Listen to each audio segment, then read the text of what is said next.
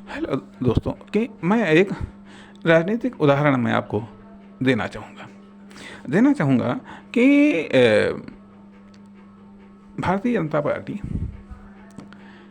14 वाला इलेक्शन, 19 वाला इलेक्शन और उसके बाद में 23 वाला इलेक्शन, 2014, 2019 और 2023 वाला इलेक्शन।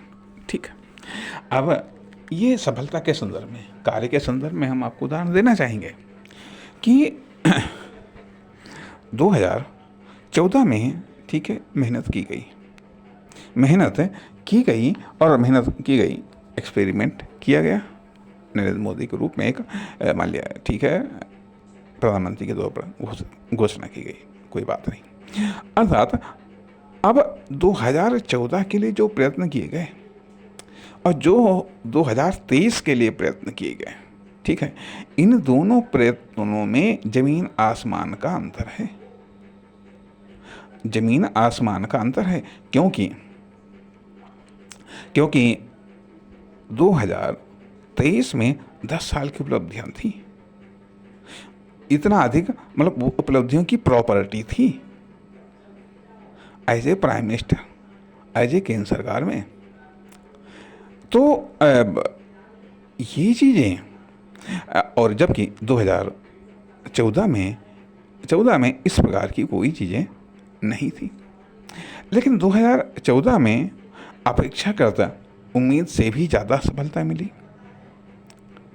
और 2023 में उम्मीद से कम मिली, जबकि प्रयत्न ज़्यादा थे, प्रॉपर्टी भी ज़्यादा थी, वर्कर भी ज़्यादा थे, उत्साह, उमंग, विश्वास भी ज़्यादा था, सब कुछ ज़्यादा था, लेकिन इसके बावजूद भी सफलता उस लेवल की नहीं मिली। क्यों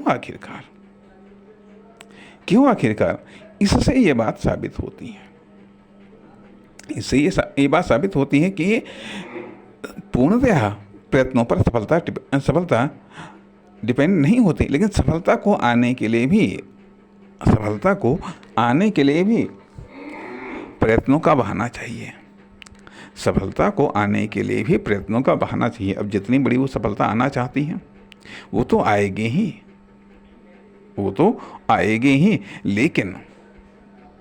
लेकिन किस प्रकार के प्रयत्नों पर कितनी बड़ी सफलता आएगी कहना मुश्किल होता है। लेकिन कुल मिलाकर के बात ये आती है कि इसमें निराश होने की आवश्यकता नहीं है, क्यों? कर्मण्येवाधिकारस्ते, कर्म करने में ही आपका अधिकार है। इसलिए यहाँ पर महत्वपूर्ण बात हम ये कहना चाहते हैं कि आप ये सोच सकते हैं कि हमने कम प्रयत्न किए तब अधिक सफलता मिली।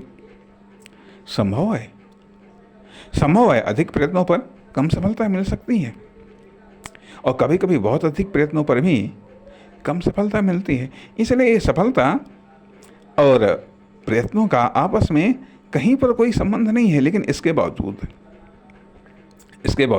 सफलता से प्रयत्न बढ़ते हैं और प्रयत्नों से सफलता बढ़ती